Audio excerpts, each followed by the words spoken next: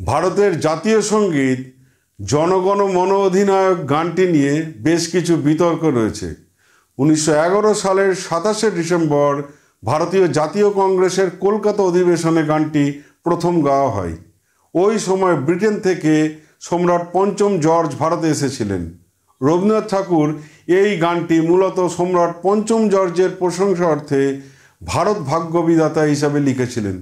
তিনি ব্রিটিশ সম্রাট পঞ্চম জর্জের সন্তুষ্টির জন্য লিখেছিলেন অধিনায়ক জয় হে। তাহলে আপনি চিন্তা করুন, যে গানটি ব্রিটিশ রাজার বন্দনার জন্য লেখা, তুমি অধিনায়ক, তুমি ভারতের ভাগ্য বিধাতা, স্বাধীনতা লাভের পর সেই গান ভারতের জাতীয় সঙ্গীত হলো কিভাবে? অবশ্য রবীন্দ্রনাথ ঠাকুর এই বিষয়টি পুরোপুরি অস্বীকার করেছেন। 1937 সালে রবীন্দ্রনাথ ঠাকুর পুলিন বিহারী সেনকে লেখা এক চিঠিতে স্পষ্ট করে জানান যে তিনি গানটিতে ভারত ভাগ্য বিধাতা হিসাবে সেই চিরন্তন সত্তা বা ঈশ্বরকে বোঝাতে চেয়েছেন। বিষয়টি নিয়ে বিতর্ক রয়েছে। আপনার কি মতামত রয়েছে?